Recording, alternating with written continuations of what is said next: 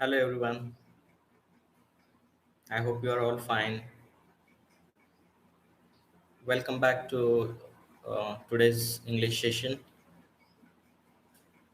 That is the remaining grammar part we are going to study and writing part that is a formal letter. All right, if you have gone through. So let me just randomly cross check your attendance and we will move forward.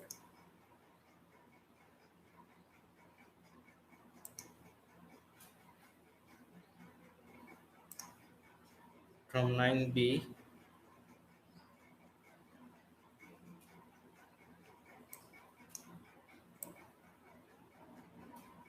today is Saturday 16th. For English, very few students have filled in their attendance. I think nine from 9B nobody has filled in attendance for today's session.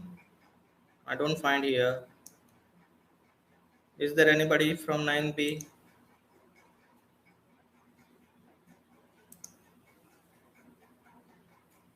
Yes, you please mention B, only B if you are from 9B. I find nobody's name. Akanksha, you are from B. Chobal also, Karda also, but why am I not able then? Let me just check.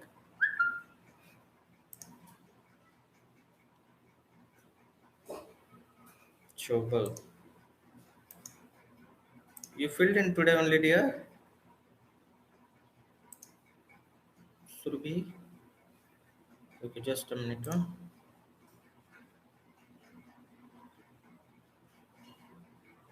I think the attendance has not yet been updated. Okay, I will check later after some time.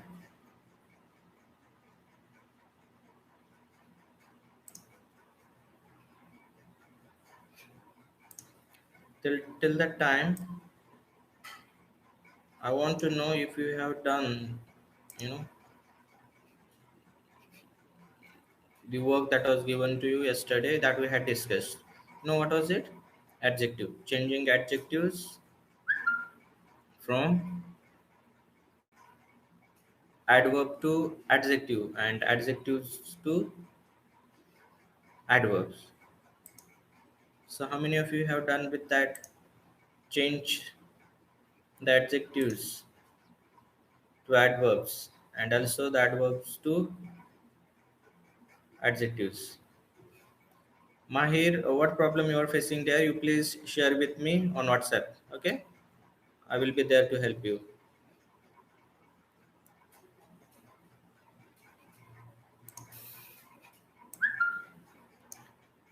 So, for example, complete.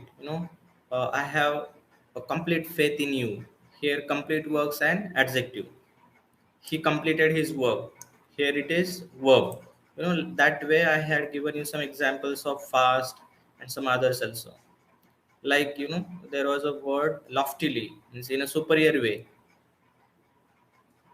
This is an adverb, but if you want to change it to an adjective, then it will be only lofty, loftily, lofty, happily, happy. That way we learned. I think we were done with question number one, and you were asked to fill in the blanks that they were there. Second number, the report must be read. Dash. I'm putting the sentence here. You please answer, and I want here uh, who let me name here so that Ghansham, you answer please this question. The report must be read dash so that performance can be improved. So which is the adverb given in the box that you will fill in or use to fill in this blank? Ghansham.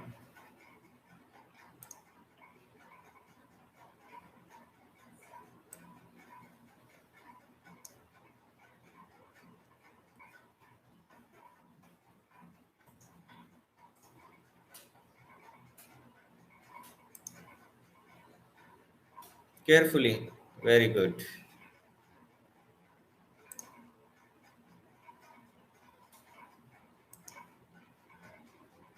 Then the next one, you are not supposed to repeat any if it is done. Second, at the interview, Samir answered our questions dash shrugging his shoulders. Shrugging his shoulders. Here is then Akanksha to answer this. At the interview, Samir answered our questions dash shrugging his shoulders. Good. Correct. In a superior way.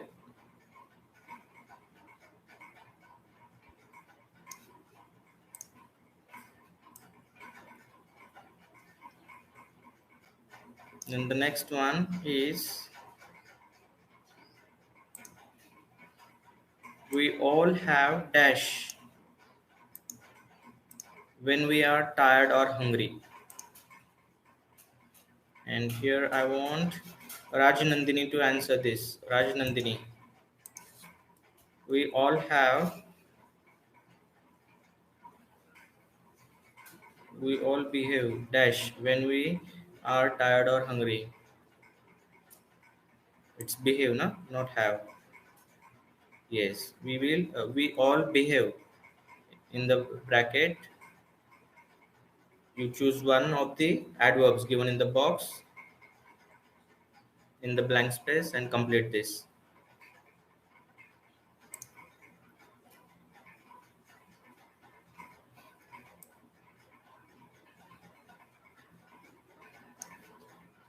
Rajanandini answered. Yes, Palak answered. Very good. Differently. Rajanandini, Palak, you should have waited for Rajanandini to answer. All right. Your answer is right, but she should have tried, no? Vaishnavi, loftily is a word now in the story. I just told in the beginning of this session that in a superior way, loftily. Vaishnavi, are you not attentive today? The thing just I told, that only you have asked. Okay. The next is the teacher shook her head dash when Ravi lied to her. Vaishnavi, you try this answer. The teacher shook her head. Blank space is there, and you are supposed to answer this. The teacher shook her head. Choose one adverb that is there in the box and complete this.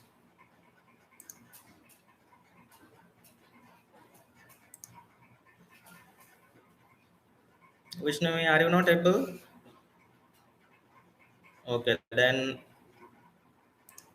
there is Avare to answer this. Avare, please. Sorrowfully. Very good. Vaishnavi, your answer is absolutely right. Okay. Then the next one. Okay, now I will not ask specifically. I want anybody to answer this quickly. Fifth question is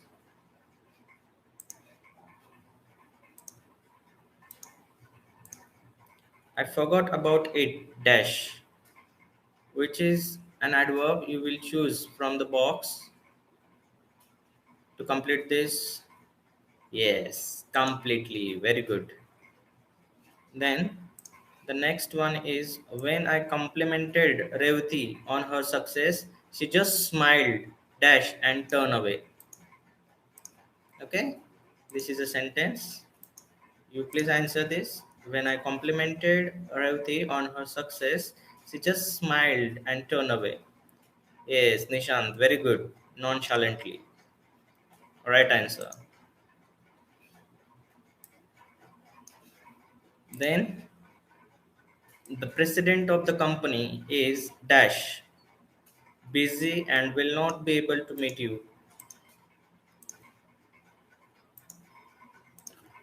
The president of the company is busy and will not be able to meet you. So how busy he is? What is an adverb? Hopefully. Great. The president of the company is awfully busy and will not be able to meet you. That's the answer. Then I finished my work dash so that I could go out to play. I think only one is left, and this is the last question. So which is the one that is left is an answer. Who can tell? Chaitanya? No, Kulkarni here. You are still there answering the previous one. Akanksha, quickly. Very good. I finished my work quickly so that I could go out to play. That's nice. And as we already discussed, the note given in the box that remember an adverb describes action. You can form adverbs by adding ly to adjectives. Spelling note. When an adjective ends in y, the y changes to I when you add ly to form an adverb. Okay? So that's what we have already discussed in detail yesterday. Now the time has come that you are supposed to make adverbs from adjectives. Okay? So here is a question. Make adverb from these adjectives. And first one is very difficult. And let me ask somebody to answer this. This is Kulkarni or Avishkar Mane. Kulkarni or Mane. Any one of you please answer this. Angry. Change it to an adverb. Gansham, you are done. Sonone has done. Okay, many of you have answered it correctly. Good. Then the next one, happy. I think need not to ask. You are there with your answers ready. So happy, happily. Merry, merrily. Sleepy, sleepily. Easy, easily. Noisy, noisily. Tidy, tidily. And gloomy, gloomily. Aren't these the answers? Dear students, you can please put your answers here in the comment box. Do put adjective and then its adverb form.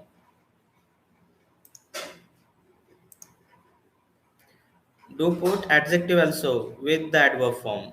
Okay, both of them should be there. Come on, you are free now. You can do. At a time, Akanksha, when you are putting Mary, there should be merrily also. Like Vaishnavi has put gloomy and gloomily. It is not needed that the example should be only from the boxes given. It can be your own also. But once it is done, should not be repeated.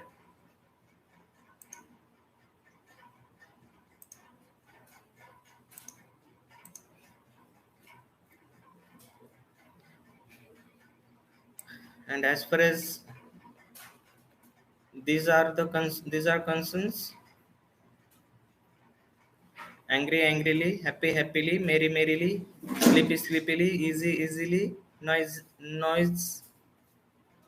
noisily, tidy tidily, gloomy gloomily. These are all done. Good. Okay.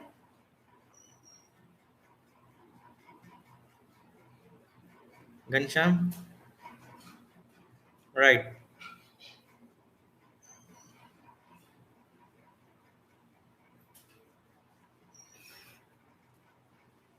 Quickly. Vaishnavi, enthusiasm is not an adjective. Enthusiastic is an adjective. Enthusiasm is a noun. Okay. Again, Vaishnavi, glee is a noun. Gleeful is an adjective. And then gleefully is an adverb. Alright. Gansham, accident, it is a noun. Accidental is an adjective. And accidentally will be an adverb. Carefully is an adjective. Carefully is an adverb. Very good. Kushal More. Akanksha, bright, brightly. Or brightful, brightfully. Okay. I think more than enough. There are the examples, and I'm sure you all must have understood. So let's go ahead. If not and unless. The next part that we are studying here, it is if not and unless. So what do you mean by if not and unless? Are they similar words? If not means unless. Okay, Pura, Varun, all right. Silently. Nice. But now let's come to this point. If not and unless. Vaishnavi, what do you mean to say no? Even Siley Koshe says no. If not means if not, and unless also means not. Here Nishant asks, sir, what is the adverb of hard?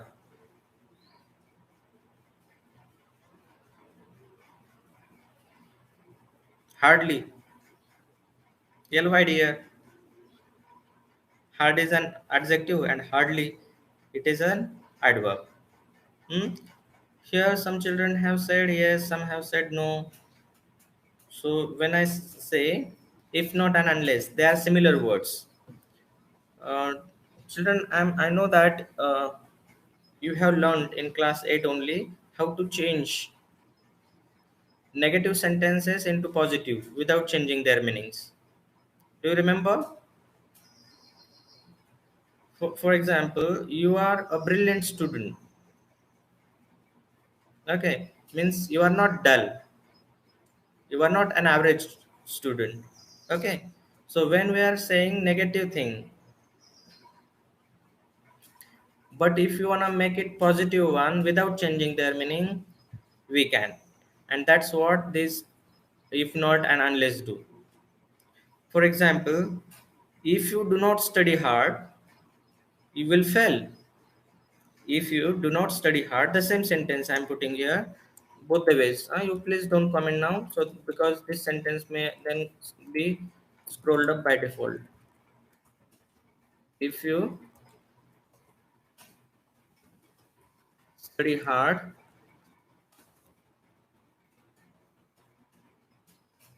if you do, we will take it negative one.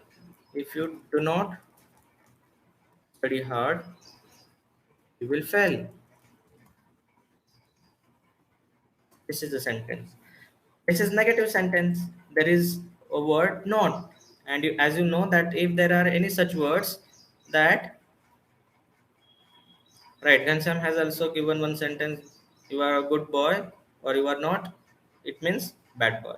Okay, so here the sentence that I'm referring to, if you do not study hard, you will fail.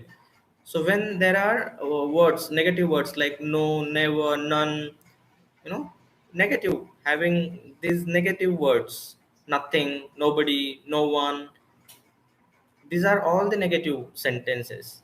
And when we are changing them into positive without changing their meanings, we need to just replace the main word that is there with with its opposite word.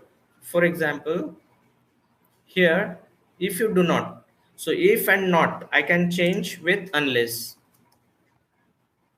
Same sentence I am writing here, but replacing if not with unless. Unless you study hard,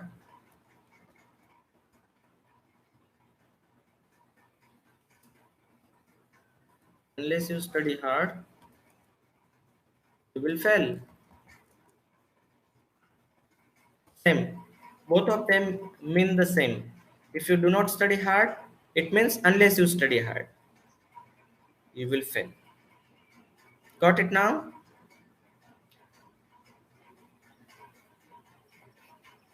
You are not beautiful means you are ugly. Am I right? Because ugly and beautiful, these are the two opposite words that we do. Okay? I hope you have all understood.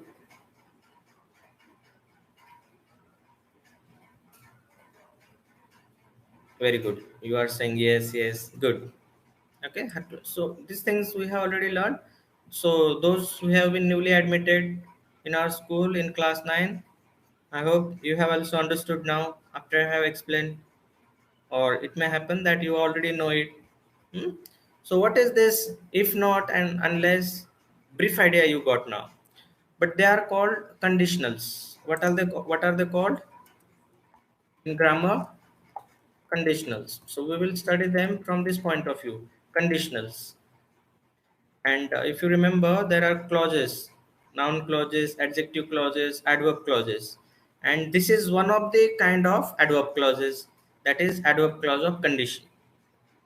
It has three kinds. There are three ways of conditionals. There are three conditions. I'm going to explain. You will remember that we have discussed this also last year. Three conditions: probable, improbable, and impossible. Probable, improbable, and impossible. Understood? How many of you remember? Probable means when the thing is there now in our hand that we can change. That is what I said. If you study hard, means you have now enough time to study. And if you study, you will pass. And if you do not study, you will fail. Alright. So this is probable condition, the first one. Improbable, it is just an imagination. For example, if I were a prime minister, now is it possible? No, I just imagine the things. It may happen or may not, but at present, for sure, it is not like that. Or we say, um, we काश मैं school में होता, means alas, if I were there in school, or if I were you, like that, many things are there. They are called improbable.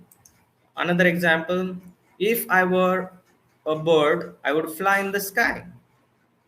If I were a bird, or if I had the wings, the feathers with me, like a bird, I would fly.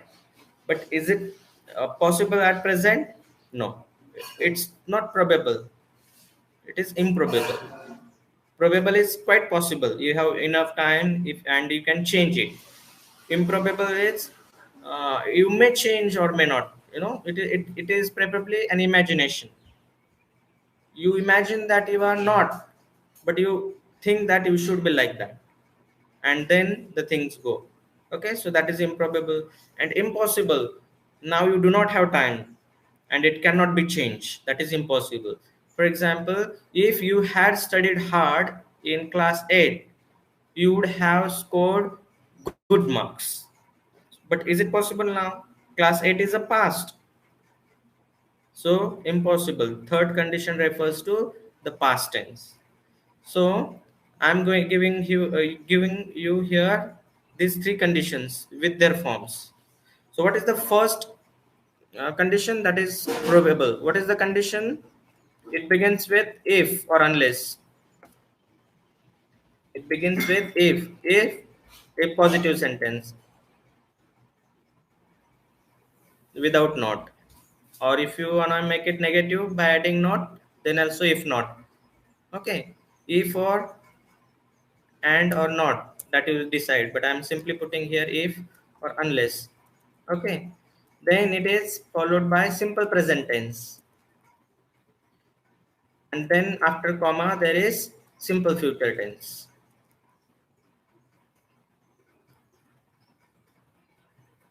Okay, the first condition, it begins with if or unless with simple present, then there is comma, and then at last there it needs simple future tense. For example, if I learn well, if I learn well. So if I learn is simple present, and now the next condition should be in simple future. So you please complete this part. If I learn English well, please complete this another part. It should be in simple future tense. Come on, students, hurry up. If I learn English well, you say something. If I learn English well, I will be able to speak English fluently. I will be able to speak English fluently, or I will speak English fluently, or there will not be any mistake in my speaking. Okay, very good. So remember, this begins with if or unless, and then followed by simple present tense, then comma, and another part of the sentence is in simple future tense. You understood? It is possible. If you wanna do something with a condition, if it happens like this, it will happen like that. The first part is input. If you do like this is input, and there would be output. Okay, so it is probable, possible. Now another part, that is improbable. It begins with if or unless, in and simple past tense, and then another part with subject, then would as an auxiliary verb, and then verb. Another part, if or unless, simple past tense, and then subject, yes for subject, then would, and then verb. For example, if I studied hard, or if I learnt English well, means there are no chances, but still it may happen. At present you are not learning, but it may happen that in future you may. Okay, so if I learned English well, I would speak English fluently. But especially this is used for such students, or for such people, those who do not from them we cannot expect that there will be improvement. In such cases it can be used. So if I'm saying, if I learned English well, I would speak English fluently, it means there are less chances that I will learn and be able to speak. Understood? For example, if there is someone from the rural area, 60 70 years old man, okay, he even doesn't know how to read Marathi, and for him you are saying that if he learned English, he would speak English. Understood? By someone it can be made possible, but by uh, most of the people may not be able to do that. And in such cases, this condition is used: if, unless, that is simple past tense, and subject would verb. Are you getting it all? Please comment if you have understood this second condition, improbable. It is specifically used to show that you imagine, if I were a prime minister, I would look after everyone and try to root out the poverty. Okay, but at present you are not, you just imagine. It may happen in future that you become. All right, so that's what second condition says. Now the third condition means something happened in the past. The input was also in the past, and output is also in the past, so there could be no changes made. So in such cases, what is it? If or unless perfect present tense. Perfect present tense is used, then comma, then subject, then would have.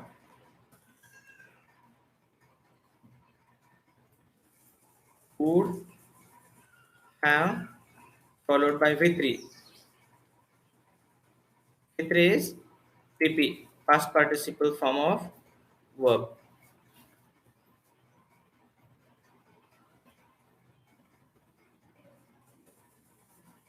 You remember this? If or unless perfect present tense followed by subject, would have, and then V3, past participle form. For example, Vaishnav, this is not PPT. What do you mean to say? Yeah, perfect present tense. But it can be PPT if you say perfect past tense also. Okay, so it is perfect present tense. Oh, really? Sorry, this is not perfect present tense. It is perfect past tense only. You please correct it. that present should be replaced with past.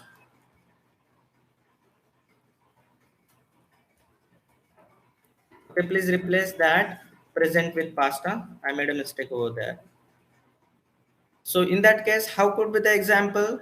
If I had, means that old man can say, then if you say that if you learnt English well, you would be you would speak English fluently. But now he says, no, if I had learned in my childhood, if I had learned it well in my childhood, I would have been able to speak English fluently. If I had learned English well in my childhood, I would have spoken English very fluently. Okay? So, impossible now. He says, no, I'm not going to learn.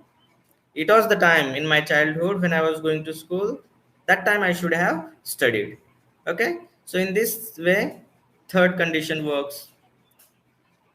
Another example, if I had written the answer of the last question, if I had written the answer of the last question, I would have obtained out of marks 100 out of 100. But you missed that now. Now it cannot be changed.